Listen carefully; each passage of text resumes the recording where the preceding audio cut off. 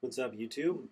So I'm back with another review, and this is of a very highly anticipated item. I know there's only a couple of reviews out for this so far, but we'll get right to it. This in my hands is the Magpul PTS Masada. This is the Magpul one. This is not the A&K. This is the very high quality one. And so don't ask me how I got one of these because they're freaking hard to get, and you got to have the money for it too. So we're gonna start off. I guess we'll go from the front. Actually, we'll go back to front on this one.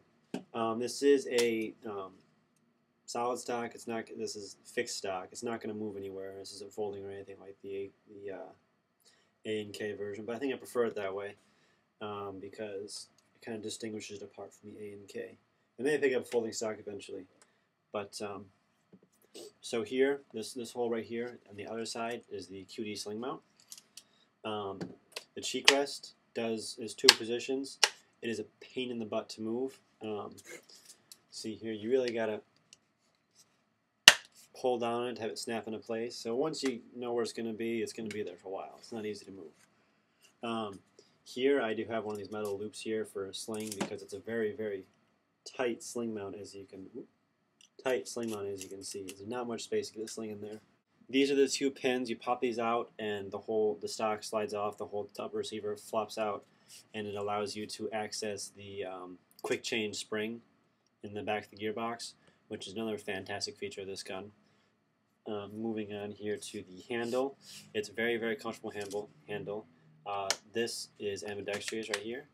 The fire selector. Magazine release, bolt release, all ambidextrous. It's got a nice click to it. I really enjoy that. We have another QD sling mount right here.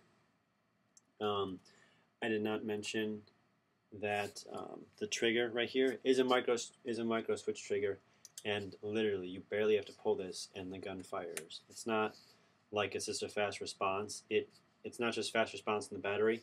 It's fast response. You barely got to move it at all, which is nice. I do enjoy that. There are Magpul markings all over this gun. Just to point out a few here. Right here, the entire grip, there's one right here, and all this texture is made out of Magpul. There's one on the bottom, on the stock, on the sights up top. The magazine says PMag, along with on the clip for the PMag, and on the bottom of the mag.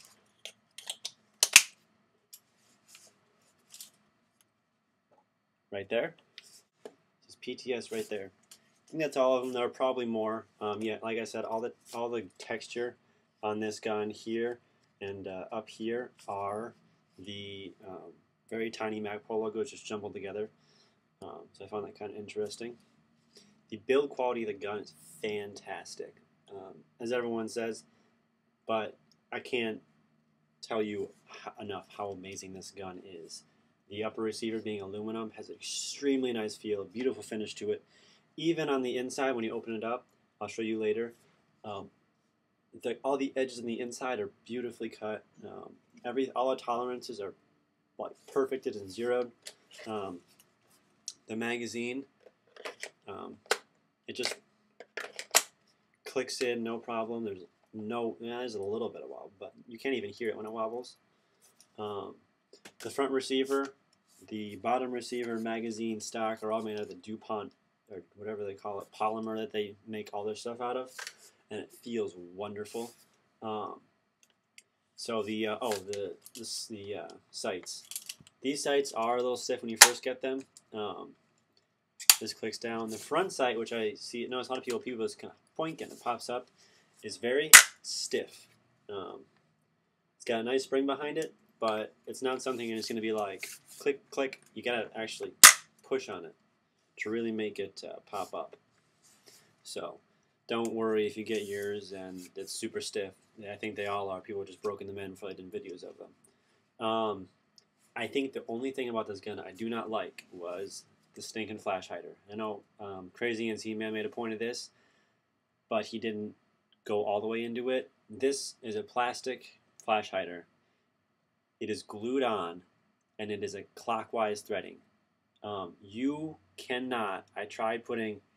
I had an M16 one just throw in here just so it looked better than this, and it does not work. It is. And that's a counterclockwise threading. It has to be a clockwise threading, which really pisses me off. That means I have to buy an adapter and then put another one on, because there are clockwise threaded muzzle flash hiders or whatever,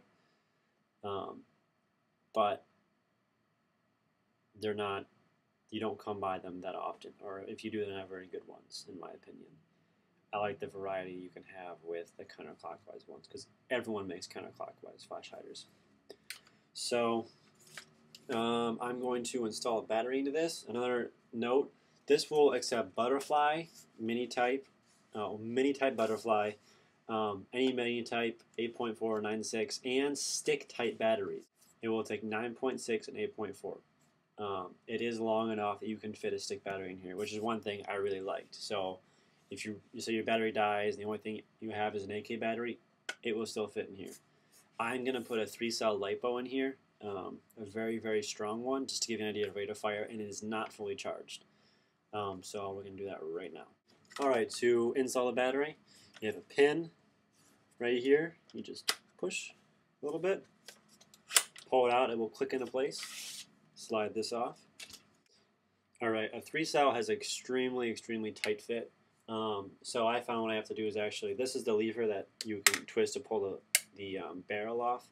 I have a couple adapters to adapt the mini type to a Dean's type in here, so it makes the space even smaller, but you can actually shove them up inside here. And another thing I want to point on is, like I said, the finish on the inside pieces is spectacular. Even on the inside there's no edges, and it's still all painted and everything, so that was very nice. Alright, like I said, it's a very tight fit, and I have to actually put this bar over top of the battery in order for it to work. So, slide this on here.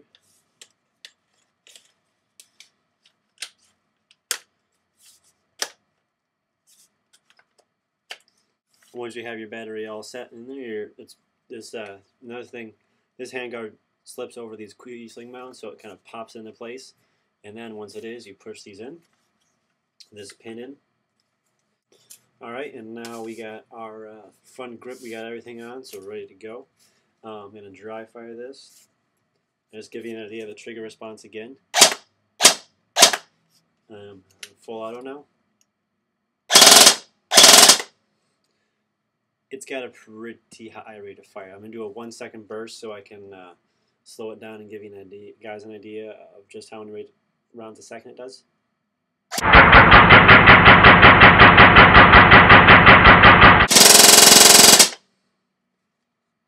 Alright,